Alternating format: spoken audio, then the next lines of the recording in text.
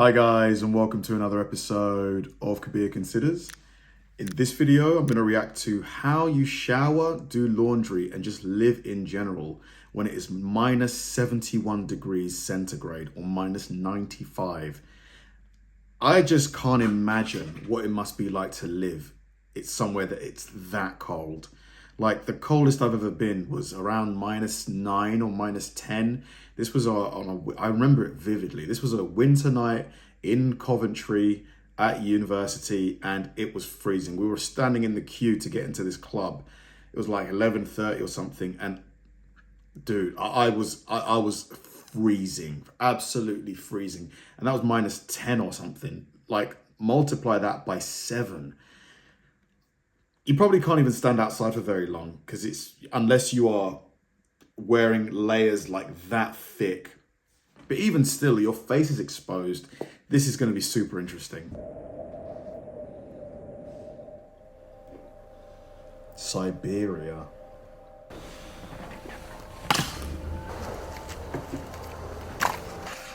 Life in the coldest inhabited place on Earth is not easy, and even seemingly simple daily tasks can take a whole day.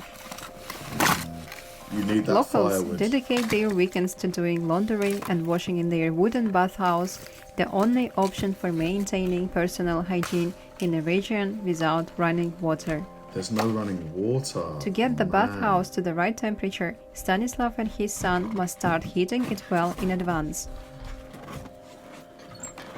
Wow. Why don't they have running water? The bathhouse in Yakutia are heated by wood-burning stoves, and the temperature inside the steam room can reach up to 70 degrees or higher. It takes them to 5 hours and requires a lot of wood. Because it takes so long, the locals will usually shower only once or twice a week. Wow. Just goodness me. As the bathhouse slowly heats up, Stanislav and Julustan set out to get the water from the garden snow, making sure to gather enough for both washing and laundry. Wow, man, look how thick. There's so much snow. Is it like this year round? Julustan is 13 years old, the third child in his family, and a student at the local middle school. Despite his young age, he has already learned the necessary skills to survive in the extreme climate and is always there to help his father. Man, this really just, like puts into perspective like how comfortable, I guess, my life is here, I haven't got to worry about hot water, having a shower, I could just go in there and turn it on, whereas this guy, there's so many steps.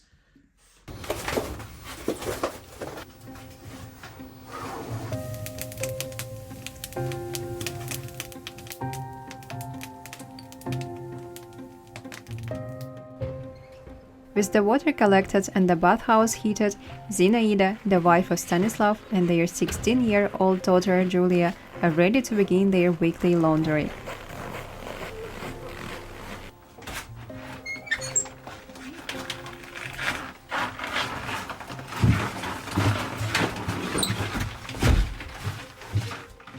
Every Sunday, the two of them wash the family's clothes by hand, using the snow water that Stanislav and Julustan have collected from the garden. With a large family to care for, there's a lot of laundry to get through. Despite the heavy workload, Zinaida and Julia work diligently together to ensure that the family has clean and fresh clothes for the week ahead. Hard working. Meanwhile, Julustan is helping his father in another important task of heating their home. Look at that, they've just got blocks of ice outside. I guess it doesn't ever melt. If they could just run some piping, from, I don't know where, some kind of water source, like having running water would make life a lot easier, wouldn't it? Especially having hot water as well. The harsh winters in Yakutia require filling up the stove with wood twice or even 3 times a day for 9 months of the year. Wow, 9 months of the year. As the heat from the fireplace starts to warm the house, Julustan hurries to the outdoor toilet, a small shed that covers a pit.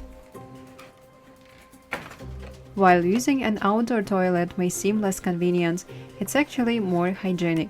The frozen temperatures make it difficult to have working pipes, which would easily freeze, and indoor toilets without sewage would become quite unpleasant. I see. The pipes will freeze. There's no way to warm the pipes, maybe?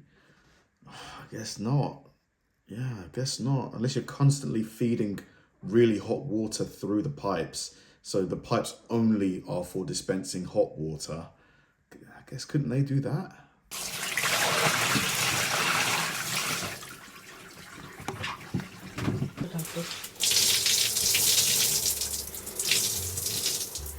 In the meantime, Zinaida and Julia finished washing their clothes. They hung the freshly cleaned garments outside in the garden to dry in the freezing winter air.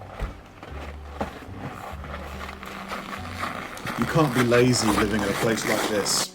This is a traditional method that helps to kill any remaining germs, leaving the clothes crisp and refreshed.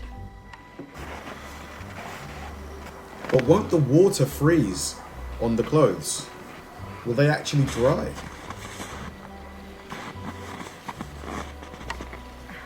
Because won't the cold air trap the moisture in the clothing?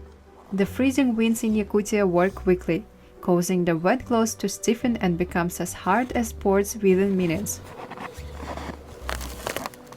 Wow, listen to that. Look at In that. the dry, frosty air, the wet clothes like a freeze rock. and slowly evaporate due to the dryness of the air, although there is still some moisture on the fabric. Hard as a rock. Within minutes. This place is incredible.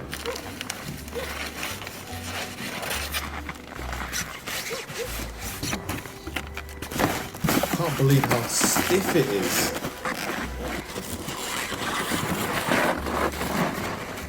With skillful hands, Zinaida expertly gathers the frozen laundry and brings it back inside.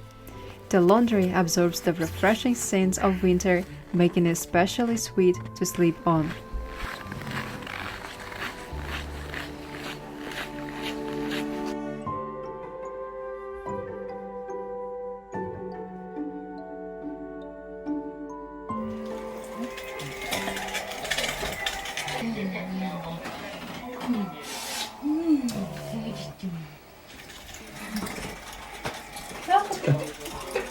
She's just looking at the camera like, what is this? What?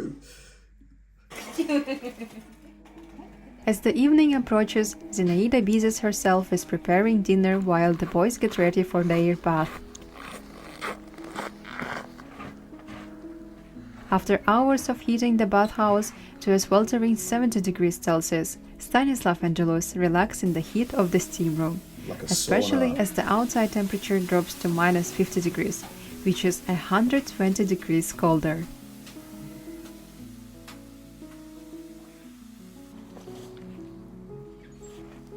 Oh man. Once finished, Stanislav He's gone outside bare-chested. Poof. You know it's cold. You know and Julius it's run outside freezing. to cool off in the freezing cold air. The difference between the hot steam room and the cold air is believed to have many health benefits, including improving circulation and invigorating the body. Interesting, interesting. After cooling down, they use the melted snow, water, and soap to wash away any remaining sweat and to clean themselves.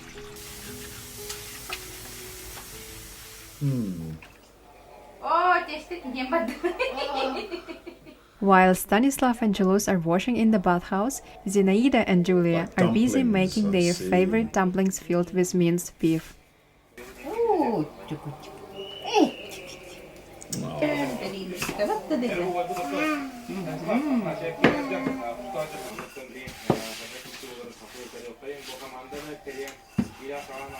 It's a simple life, but it really has its charm, you know. Like, I'm sure there's a really strong sense of community. They like do things for each other and stuff, which I guess is kind of lost a little bit, you know, here and stuff like that. It's interesting to watch. Zinaida is well known in the village for her delicious cooking skills and is always teaching her daughter new dishes and training in the kitchen.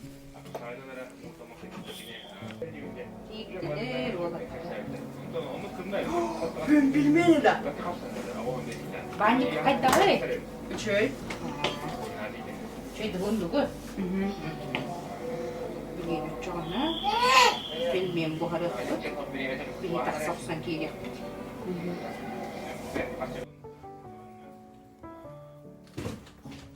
Once the dumplings are prepared, they put them on the terrace outside to keep them frozen while they are in the bathhouse. The cold temperatures outside helps to preserve dumplings, ensuring that they are ready to cook and serve once they return from the bath. I see. Do they fry the dumplings or? They must, right?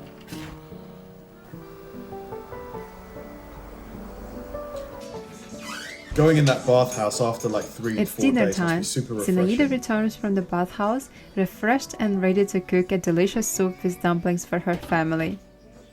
In Yakutia, most people make soup every day.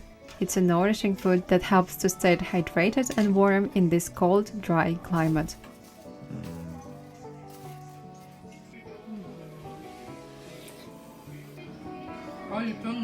On this Sunday evening, they can finally take a moment to rest and unwind after a long and busy day.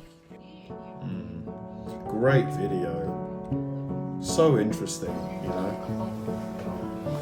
Really interesting. I really enjoyed that. Like to get a glimpse into, you know, just a completely different way of life. And it's fun, you know, it's great because they're obviously living in a really, really harsh environment, but, you know, just they not only manage to survive, but they're living a nice life. You know, they have each other, they have good food, they, you know, have all of the core things really that you need. And but yeah, I do wonder, like, there must be a way to have, you know, a consistent supply of hot water. Like if there really was a desire to do it, like Siberia, I don't know if they are they under the Russian government in terms of like you know, rule and stuff like that, or is Siberia its own sort of country? It'd probably be really expensive, I guess, because you'd have to lay, you know, thousands and thousands of miles of piping and stuff. But it would make their lives a whole of a lot easier, I guess. But if they're happy, you know, and they're comfortable living this way, then fair play to them. Thanks for watching, guys, and I'll see you in the next one.